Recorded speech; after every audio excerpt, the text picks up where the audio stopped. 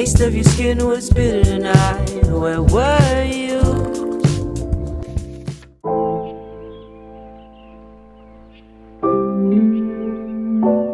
Just finished making my bed. Now I'm going to organize my bookshelf. I'm gonna remove all the Christmas stuff.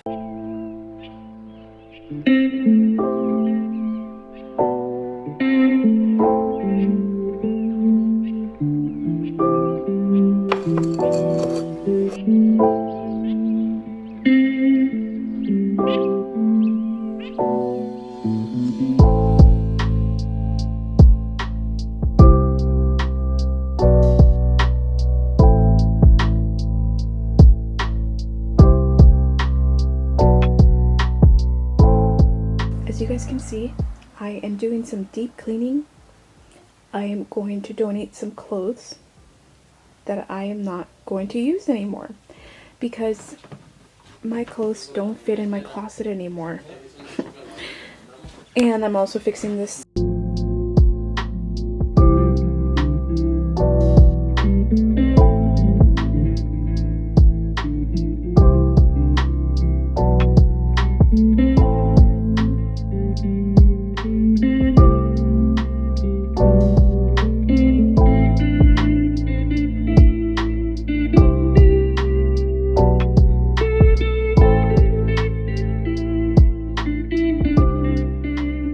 Wanted to update you guys with the book Salem's Lot. It's freaking good. It's so good. It's getting very scary and creepy. Obviously it's about vampires, and I'm on page 330, so I only read 30 pages, and I try to read some more in the morning. I'm hoping that I can finish this today because it's really good. I have around maybe like 200 pages to read, so when I come back I'm gonna try to make some dinner and then hopefully I can read.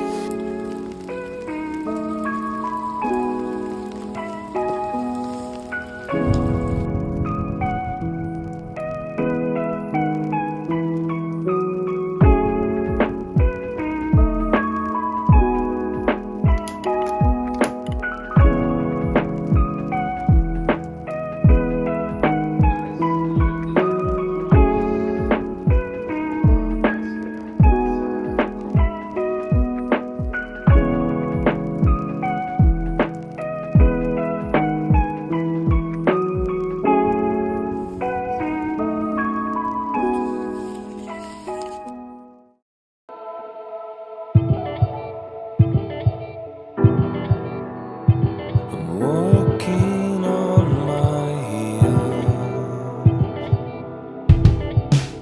can't shake the feeling that you hate.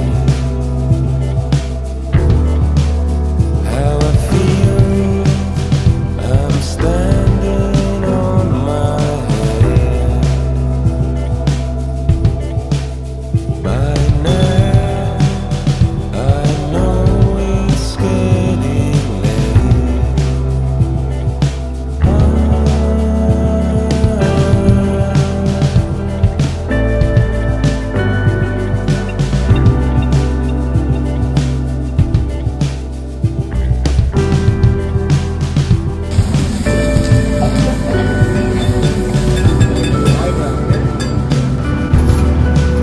I stand here in half light.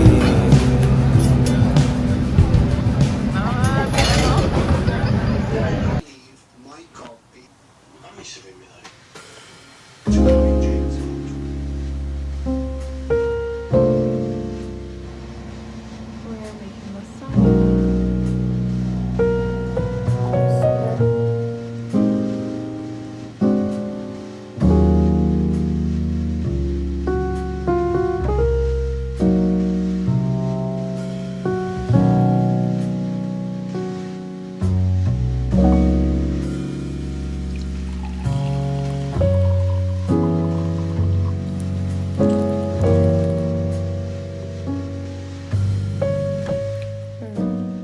So today is January 8th. It is Saturday. It's currently 8 o'clock, 7:51 p.m. I am going to update you guys really fast with my readings. I haven't been able to vlog all week because it was the first day back to school after winter break, so it was pretty busy. I am currently reading 2 books, and I have finished 1 book this year. Happy New Year, by the way. I totally forgot. Happy New Year. I hope you guys achieve many goals. So I'm still reading Salem's Lot by Stephen King. I'm getting on the good parts. As I've mentioned before, this book is about vampires. I have some characters in the story. Ben, who is the writer, and he begins to believe that there might be a vampire in town just because a lot of people are dying and they are appearing dead.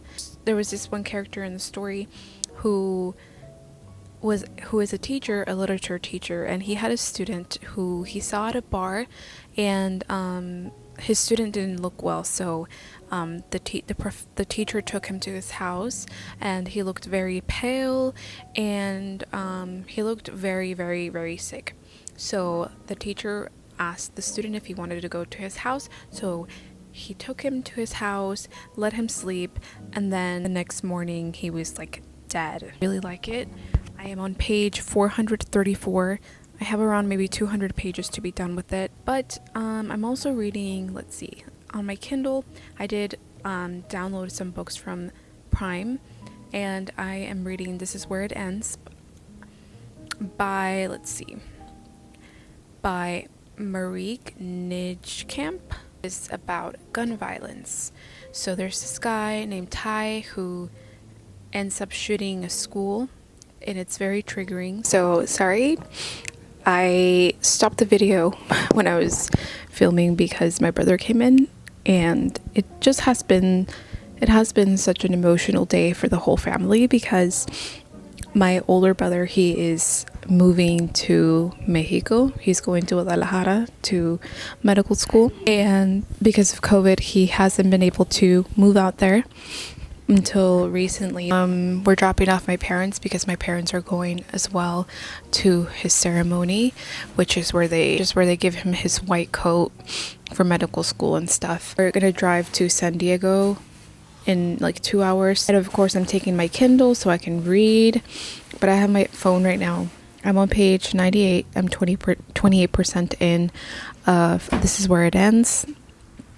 And it's very triggering, very traumatizing, because it is about a school shooting, and it is very descriptive. Just the author takes us in those moments. It's just like it feels so real, like if you're actually living it. So yeah, if people have gone through this, I don't recommend you guys reading this book because it is traumatizing and triggering. They're inside of the auditorium, and the shooter locked all the doors from the outside, so there's no way that anyone inside the auditorium is able to escape. So he's just like killing all the students and teachers one by one, and it's just very sad and very heartbreaking. And on page 96 it does say that if he'd gone on a murdering spree, it would have been less scary. It would have been a random act of violence. The simple fact that he carefully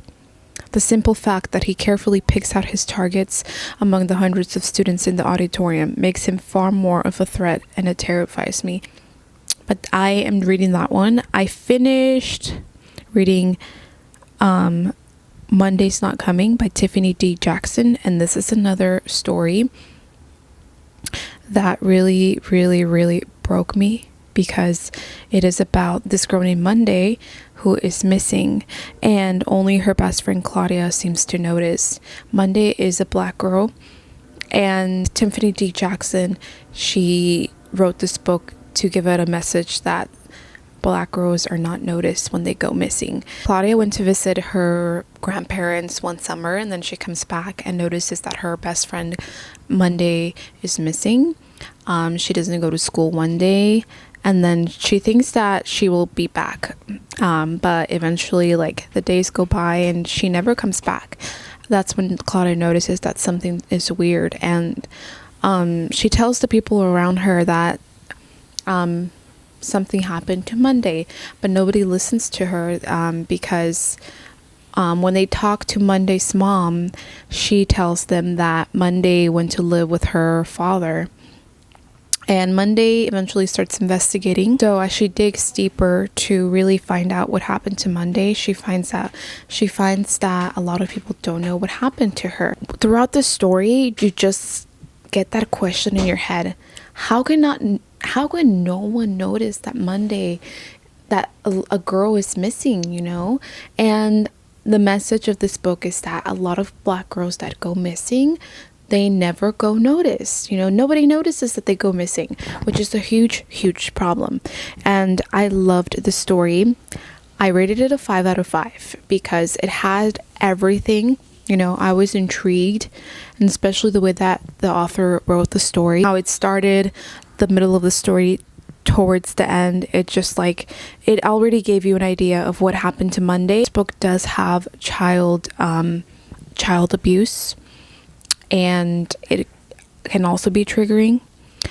And these two books, I found them on Prime for teacher picks. So I am doing teacher picks this weekend. I'm reading all the books that teachers have picked. So I'm gonna keep reading.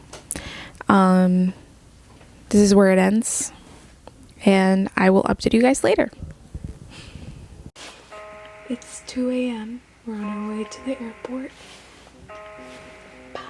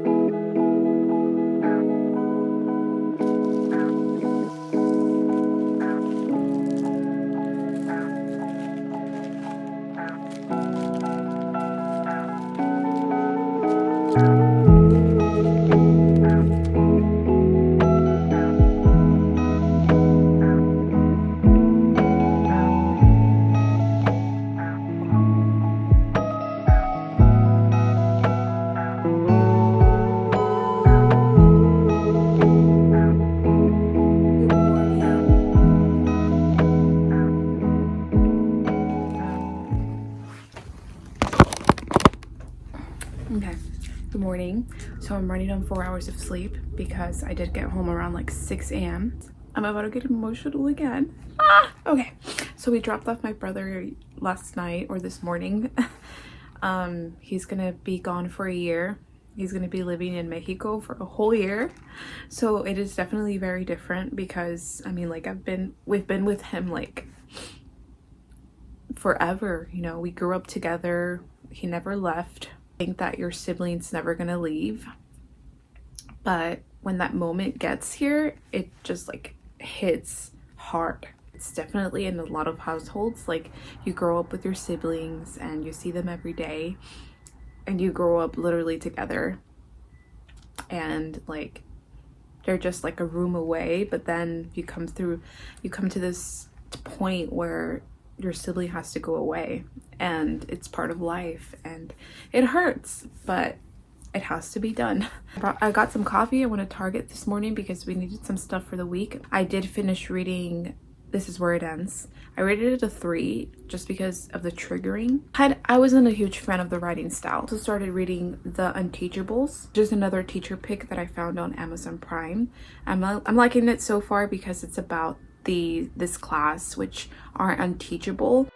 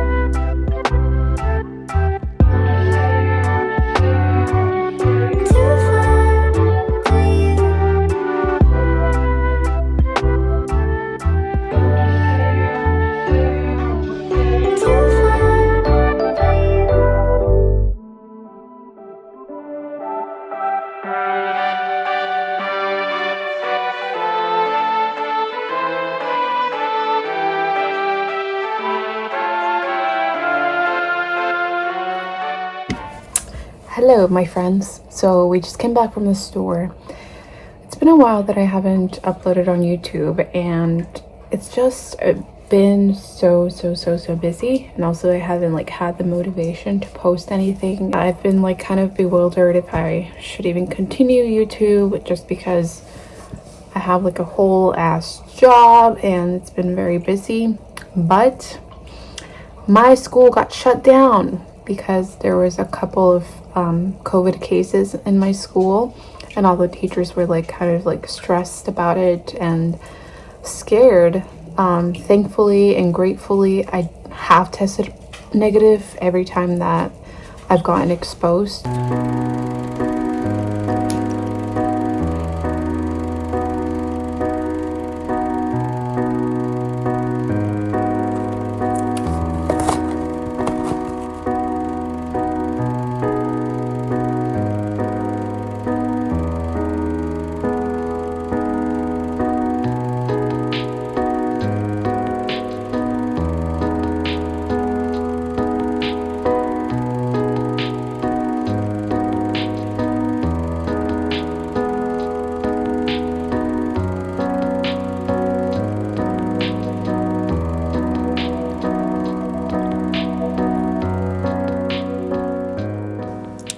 Alright, hello my friends. Today is Sunday, January 16.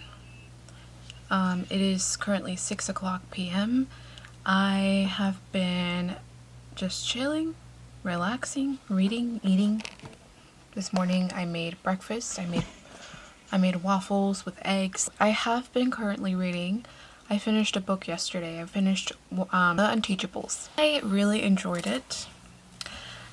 The Unteachables is by Gordon Corman, and this is a middle grade novel featuring some students at a middle school and a teacher who is about to retire, and because of an event that happened in the past where one of his students, like, he cheated during a test. That got Kermit, who is the teacher, in trouble. Really affected his job, so now he hates it and he wants to retire like super soon. But then, like, the last year that he is supposed to teach before his retirement, he gets assigned a class and they call them the Unteachables. This class is called the Unteachables, and it's a class of misfits, delinquents, and academic train wrecks. So there's a student who doesn't know how to read. I think he has dyslexia, and he's never had that teacher that really cared for him and who actually try to help him read until Mr. Kermit, who is the new teacher that they got assigned to. There's also Aldo, who is a student with anger management issues, so he gets really upset at like the little things. And then there's Kiana, who is a new student who came from LA and who doesn't belong in that class, but because her stepmother didn't enroll her that the first day, she just went inside the classroom of the Unteachables, and from then on she liked that class and she didn't tell like her mom that she was unregistered. Elaine, who is this girl who is everyone's scared of because of rumors that they spread around the school that she has fought other kids and like she's like very strong. And yeah, so these kids have been removed from other classes and they have been placed to this class, which is very isolated. Their new teacher, Mr. Kermit, every single day he comes in without even like speaking to them or like teaching them or anything. He just does a crossword puzzle. The kids try to act out, but then they notice that their teacher, Mr. Kermit, doesn't even care for them or is paying attention to them. And you know, sometimes students do like press your buttons if you do give them attention. So that's what Mr. Kermit is doing. He's not paying attention to them. So these students stop acting out. They stop like playing around in class. I really like this story because they develop this really nice relationship between the teacher and students. And I feel like the most important thing for a teacher when they teach a class is to form a good relationship. I rated this book a 5 out of 5 just because it was very relatable. Like, every teacher in this whole entire world should read it because it's just really good. It's very fast-paced. It is told in different perspectives. It is only 200 pages, so you can finish it in one sitting. Now I'm reading White Rose, Black Forest. This is a historical fiction. On December 1943, in the years before the rise of Hitler, the Gerber family's summer cottage was filled with laughter. Now as deep drifts of snow blanket the Black Forest, German dissenter Franka Gerber is alone and hopeless. So the story introduces us to Franka, who is on her way to end her life after her father's death and her brother's death. On her way there, walking through the heavy snow, it's very snowy. The setting is in a forest. Discovers the body of a Luftwaffe captain. Hopefully I'm pronouncing that correctly. Circumstances, what she thought about is helping the man because he is about to die, and I can't wait to read more of it. So I am going to pick up my parents because they went to Mexico. They went to Mexico this past week, so we're gonna go pick them up.